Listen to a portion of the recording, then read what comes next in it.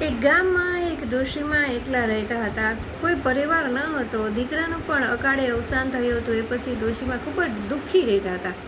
વારે વારે એક જ સવાલ થાય કે મારું એવું કયું પાપ હશે કે જેના લીધે મારે એકલા રહેવું પડે છે. અને આખા ગામમાં આમ બધાને એક ડોશીમાંની ચિંતા થતી. બધા કહેતા મારા ઘરે આવો, મારે મમ્મી નથી, મારે એક વડીલની જરૂર છે, વૃદ્ધાશ્રમમાં જાઓ. ડોશીમાએ નક્કી કર્યું કે જ્યાં સુધી મારા હાથ પગ ચાલે છે ત્યાં સુધી મારે કોઈના ઘરે જવું નથી. હું અહીં જ રહીશ, મારા ભગવાનની ભક્તિ કરીશ અને આનંદથી રહીશ. હું એક જ છું, એટલે મારે જોઈએ તો જોઈશું.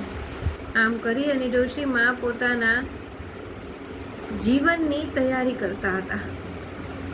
2-4 ઘરે જઈ અને ઘરકામ કરે અને જે કંઈ આવે એમાં ડોશીમાં પોતે પોતાનું જીવન જીવતા હતા. ખૂબ જ ભક્તિવાળા હતા. એટલે ભક્તિ ભાવપૂર્વક એકદમ ભક્તિ કરે એટલે ભગવાન એમને હંમેશા સાથ આપે. હવે એક વખત ડોશીમાને એવો વિચાર આવ્યો કે આ બધું ક્યાં સુધી? જ્યારે મારા હાથ પગ નહીં ચાલે ત્યારે મારે તો કોઈ પરિવાર જ નથી. એક સુંદર મજાનો પરિવાર હતો અને એના 2 બાળકો છે. એ ડોશીમા સાથે રોજ મંદિરે આવે ને એવું બધું કરે. એટલે આ બાજુ આ ડોશીમાને પણ વિચાર આવે કે કાશ મારે પણ એક પરિવાર હોત, મારે પણ દીકરો હોત તો એના દીકરાને આજે હું કેવું જતન કરીને વહાલથી રમાડતી હોત. એ જ સમયે હવેલીમાંથી એક નાનકડો એવો દીકરો આવ્યો. ડોશીમાની બાજુમાં બેઠો, ઘણી બધી મીઠી મીઠી વાતો કરી અને છેલ્લે ડોશીમાને શું કહ્યું? ડોશીમા, તમને આજથી હું ડોશીમા નહીં કહું, હું એક બા કહીશ, કેમ કે તમે મારા બા જેવા છો. મેં મારા બાને ગુમાવ્યા છે.